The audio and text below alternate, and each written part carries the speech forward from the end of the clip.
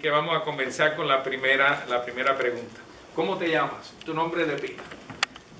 Mi acta de nacimiento dice José Rómulo Francisco Teodulo Cástulo Sosa y Ortiz Lozano. Pues eso le hice la pregunta. 17 de febrero de 1948. Soy del signo Acuario. Me hubiera gustado ser signo de pesos, pero ahí va la cosa, no me va mal. En la Ciudad de México, muy importante. En la Ciudad de México. Sí. Oye, desde jovencito empezó a cantar en los cantos infantiles, cantaba el himno nacional y hacía los festivales musicales como un joven al fin. Y entonces aprende a tocar la guitarra. Y tu papá quería que tú fueras mecánico. No, mi papá tenía un conflicto muy serio. Y yo lo comprendo porque su padre y su tío, o sea, el hermano de su padre, cantaban música sacra los dos y música clásica. Pero música muy difícil. Pues yo estoy hablando a ustedes de que yo vi ver a mi padre ya hecho todo un cantante de ópera, torear un toro de 600 kilos que se llama el Requiem de Mozart, que no cualquier cantante de ópera se lo canta, y lo vi estrenarlo en Morelia, con los niños cantores de Morelia que son famosos a nivel mundial.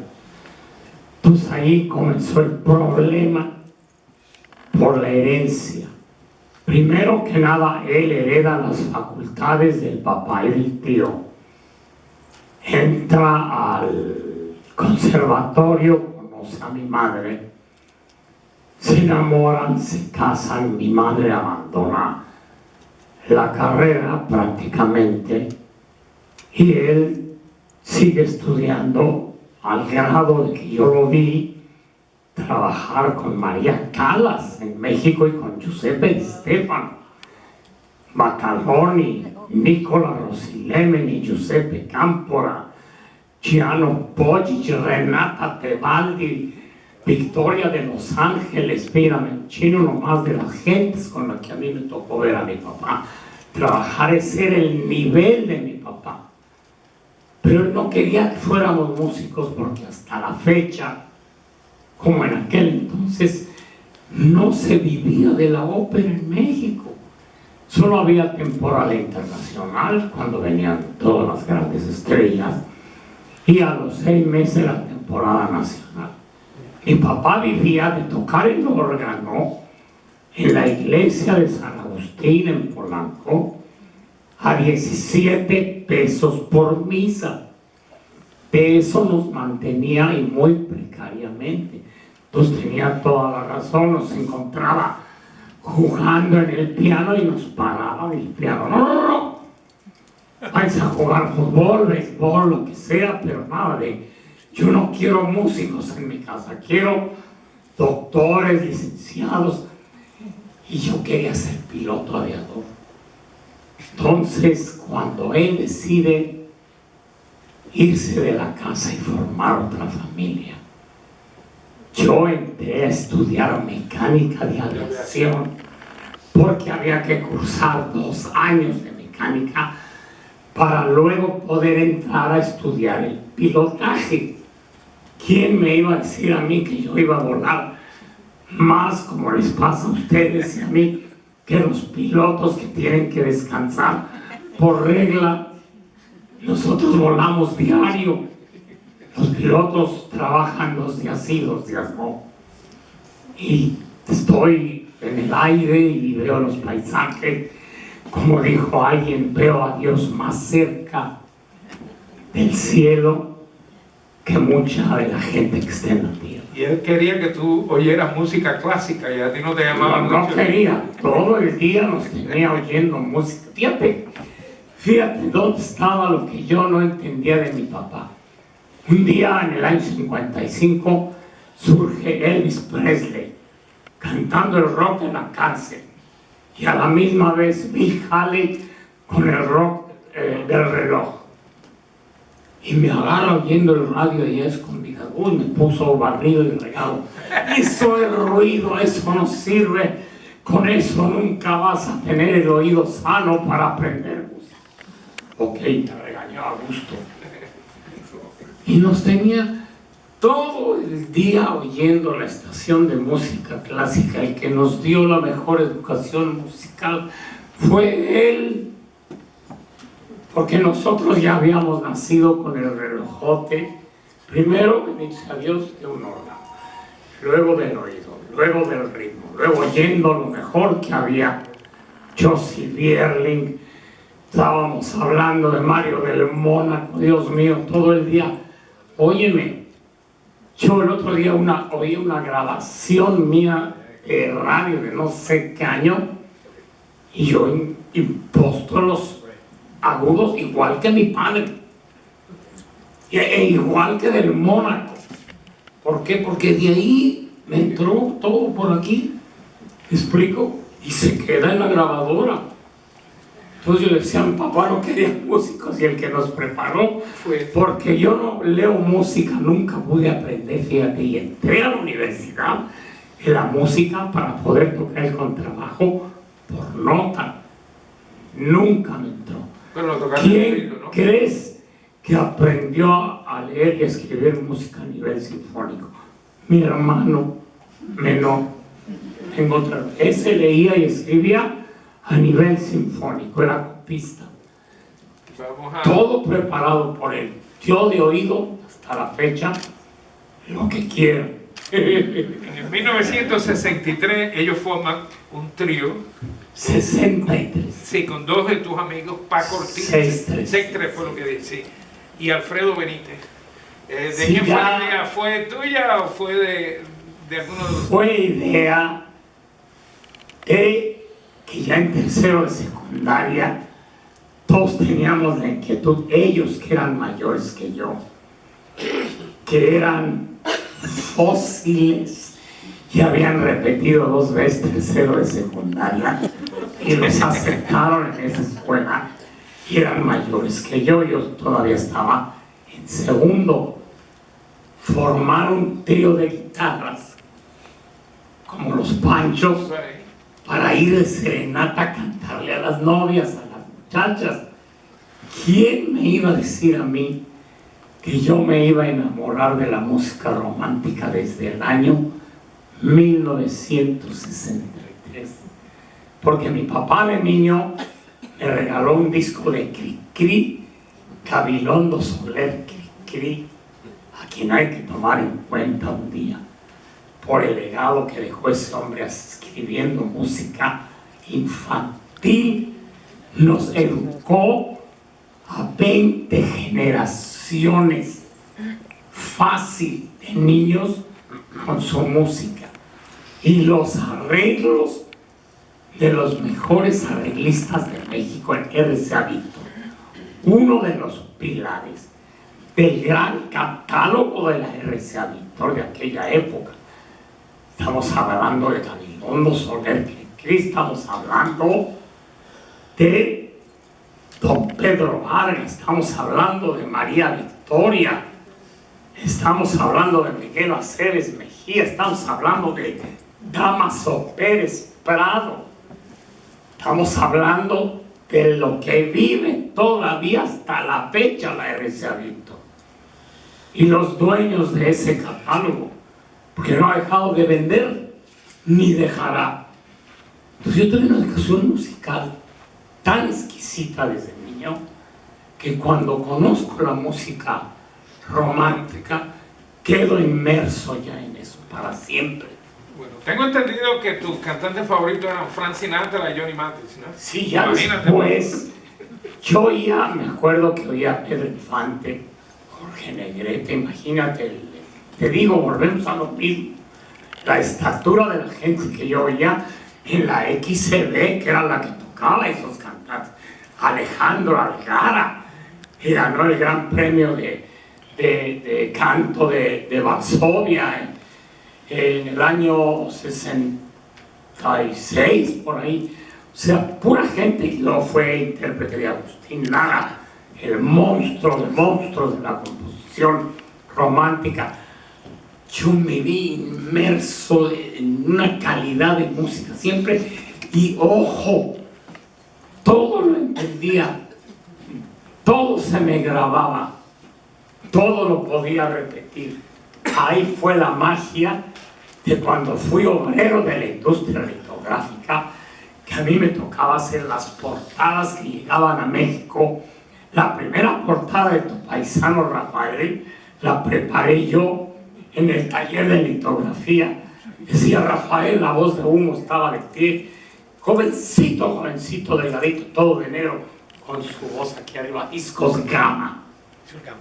Yo le he contado a Rafael de eso y pues nos reímos mucho porque había que hacer muchas portadas porque se vendían millones de copias. Pero yo, en el cuarto oscuro, donde se hacían los famosos contactos ya para las láminas, para imprimir a 4 colores, había un radio de transistores donde oía yo las 660 y ahí cantaba la hora de Frank Sinatra e invitados, y ahí empecé a fijarme en lo que hacía Frank Sinatra.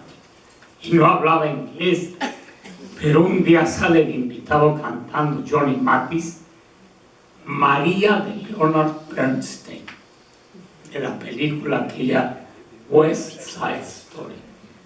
Dije, ¿what? ¿Qué es esto? Un monstruo, igual que Sinatra, que me dejaba con la boca abierta, pero este hombre, los pulmones. Una afinación. Voy al barrio y mi vecino acababa de comprar el disco de Johnny Mathis. Me lo aprendí de arriba abajo, una copia exacta. Yo me espantaba, porque yo decía, ¿cómo es que yo puedo hacer todo lo que hace este señor? Con ese aire, con esas notas tan graves, 2 octavas de extensión, o tan altito, la media voz, el manejo del aire, todo.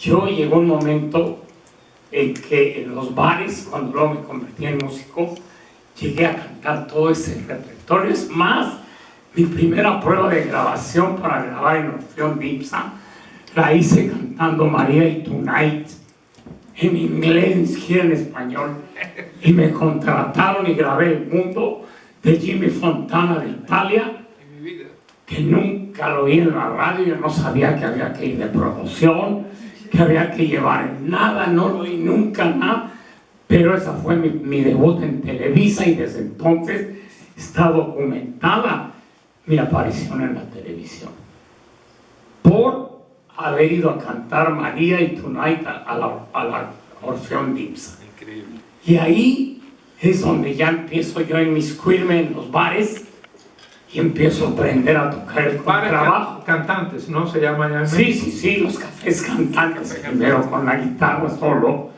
y luego ya en otro tipo de trío, piano, bajo, batería.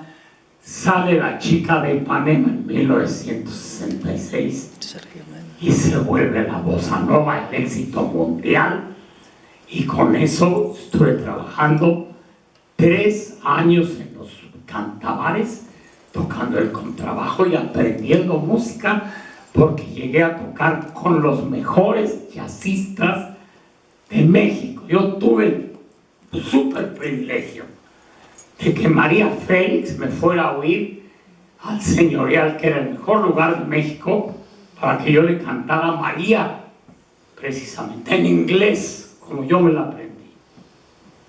Era una cosa bellísima, y tuve el privilegio, gracias a los músicos de jazz que conocí ahí, de conocer a Dizzy Gillespie, a Errol Garner, de cantar Misty acompañado por el autor, por Errol Garner. Mira, me pongo chinito. ¿Quién me iba a decir a mí? Yo tenía, hermano, 18 años y ya estaba tocando en el mejor lugar de México, acompañado por los mejores músicos de jazz de México y por gente como Joao Gilberto y Antonio Carlos. Yo decía, Dios mío, ¿qué es esto? Mi aprendizaje, fíjate de qué tamaño me tocó. Gracias a Dios. Y ahí fundaron el trío. El trío Los Peck, Los Peck. famoso, que era Pepe, Enrique y Gilberto. Tú tocabas el bajo y ellos qué instrumento tocaban. El piano y el otro la batería. La batería, wow. Sí. Qué cosa más linda. En el año 66 firmas tú con, en 67 con la RCA Víctor. No, fue mi contrato en 65 para grabar Un sencillo, El Mundo y Vida, ¿no? y nada más me tocó hacer 2 sencillos, uno por año, uno el año 65 y otro el año 67, para que se terminara mi contrato. Mi maestro Manzanero llevó a don Rubén Fuentes a oírme a un bar y dijo: don Rubén, este muchacho no sirve, porque es Johnny Mathis cantando en inglés y es Pepe Jara cantando en español. Yo cantaba idéntico a Pepe Jara en español. Entonces, mientras no se le quite eso, no va a servir. Empecé a cantar música de jazz y otras cosas, y lo llevó a verme a un lugar de Carmela Rey y Rafael. Carmela y Rafael y el Apache 14, exactamente. Rafael, que se apellidaba Vázquez.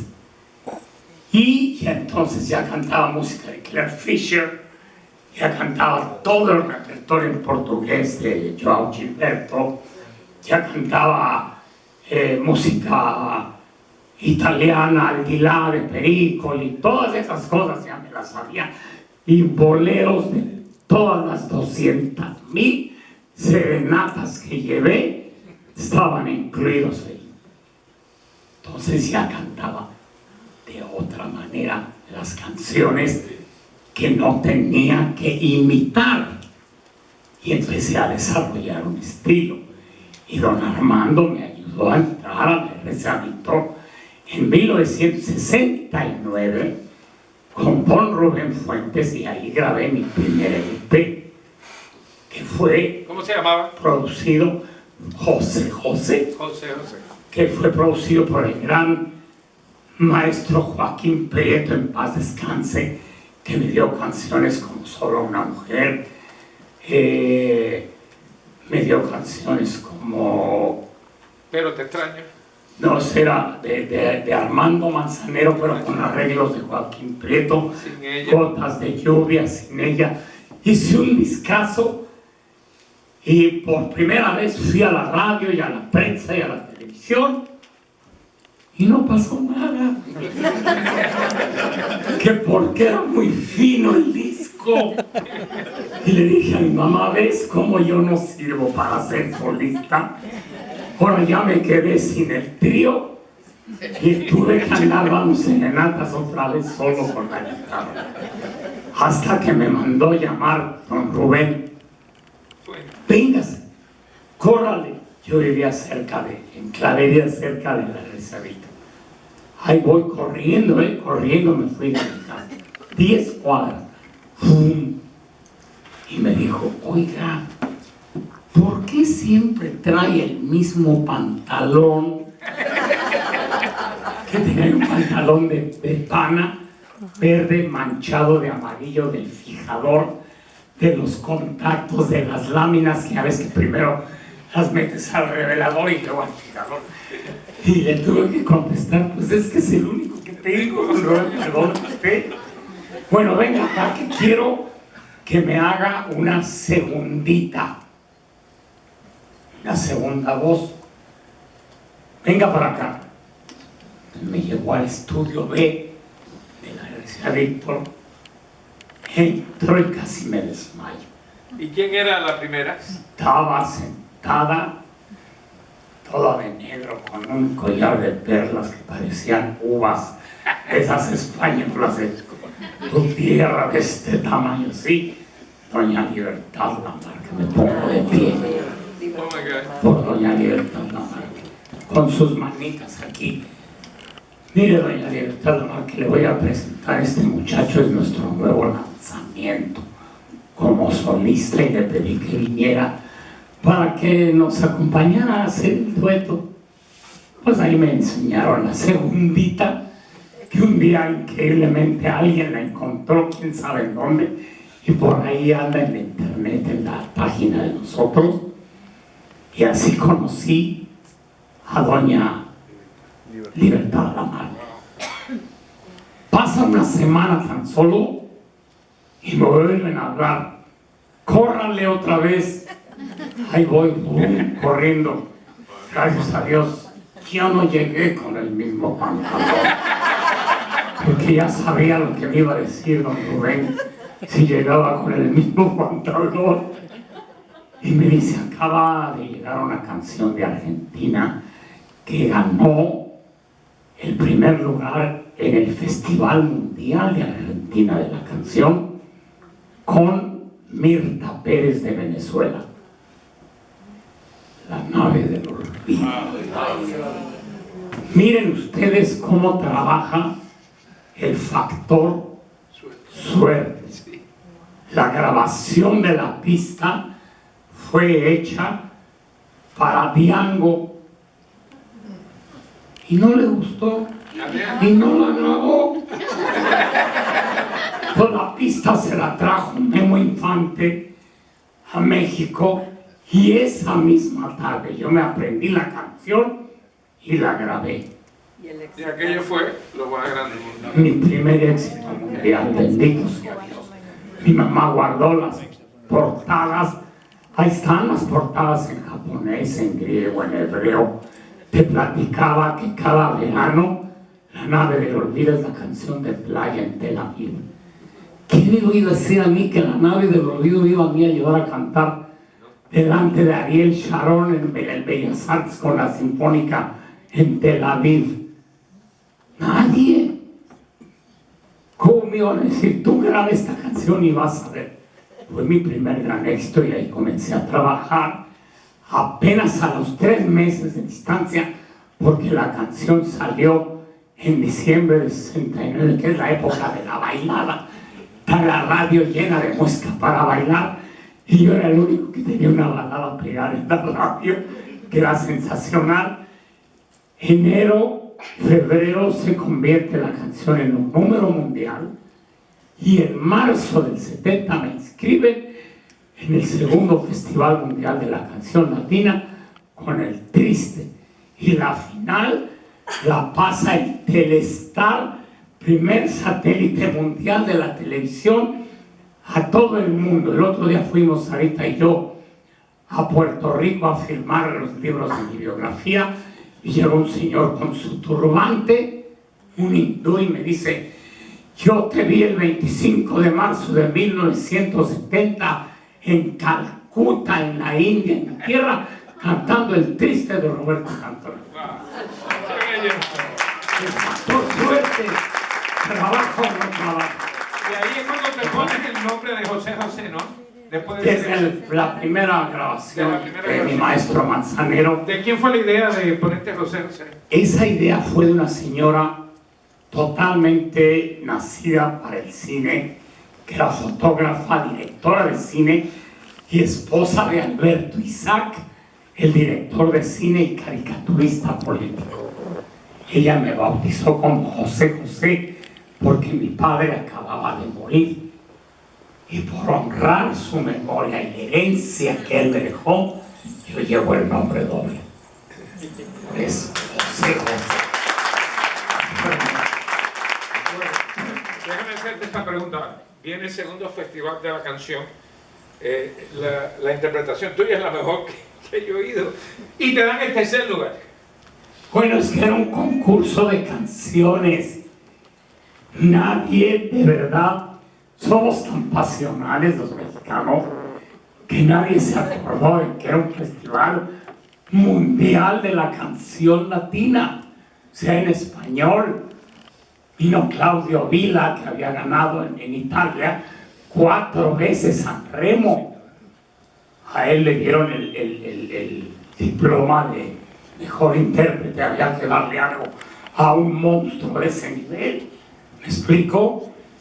A mí me dieron un aplauso que significó desde entonces lo más grande, mi compromiso con mi pueblo de México. hasta que muera. Qué bárbaro. Porque el otro domingo canté en la Alameda Central, estaba lleno de la gente en los árboles. El hit se convirtió en Increíble, no, en un hit mundial. Y fíjate lo que son las cosas, lo que es no saber, ahí te va el factor suerte en contra. Jaime Morey fue quien grabó en España El Triste, y fulano en su país y merengano en el suyo, y yo con todo y que le dio la vuelta al mundo el número y el video, no lo pude cubrir en todo el mundo por falta de atención de la compañía. ¿Por qué? Porque se ponen a vender discos y se vuelve uno loco. Si tuviéramos más visión, pues lo grabas en italiano, lo grabas en japonés, lo grabas en hebreo, ¿me explico? Y haces un número mundial, en serio, en el idioma de cada país. Pero mira, en español tiene, no lo puedo creer. Ayer me habló, perdóname que te interrumpa, porque esto también es de risa, porque les dije de la nave del olvido, que fue la que me llevó a cantar Israel, y ayer alcanzó los 100 millones de visitas, El Triste, el de internet. El tercer lugar.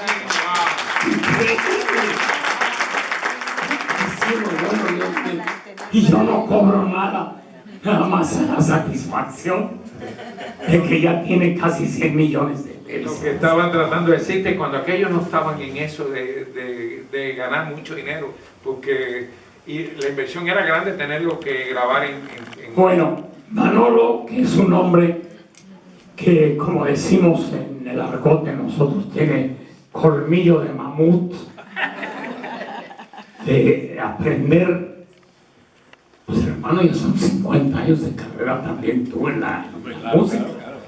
Entonces, antes escogíamos la canción que iba a sonar en la radio entre el director de programación de la estación de radio, la más fuerte, entre el director de promoción y publicidad de la compañía de discos, entre el dueño de mercado de discos, que era la tienda, la más importante vendedora de discos, que daba un premio al año que se llamaba el discómetro, por ventas con los libros de contabilidad, de a ver quién había vendido más.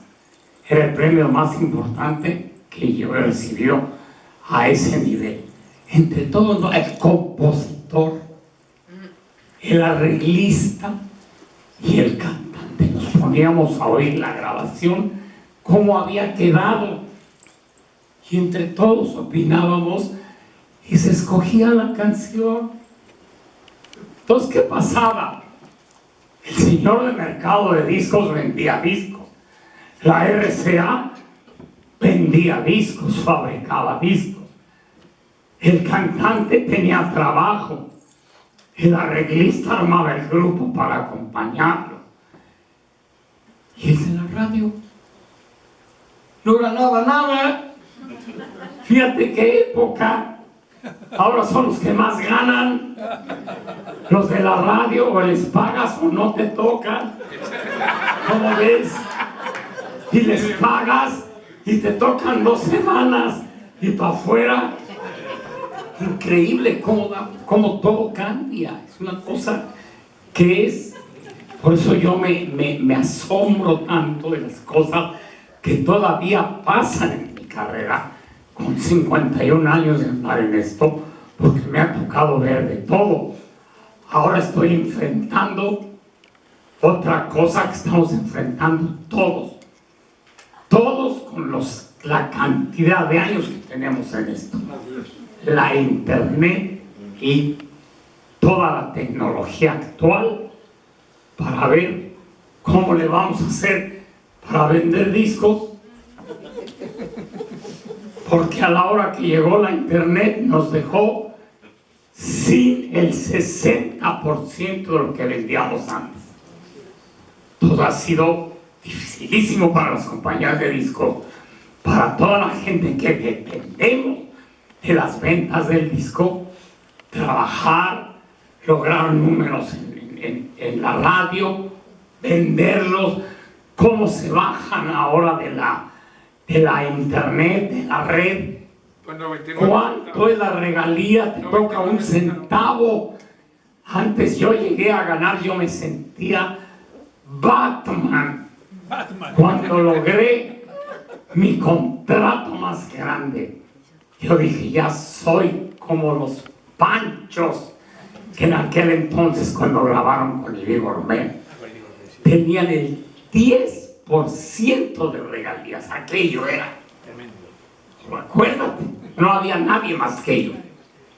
Y yo había logrado con la BMG un contrato del 14% de regalías.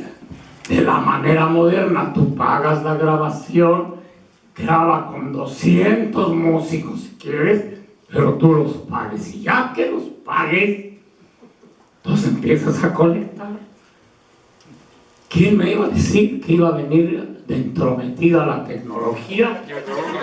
Porque yo ganaba $1 por disco, eso era un muy buen dinerito. Oye, vendes 200,000 copias, que es un rango bastante decente para hace 6 años.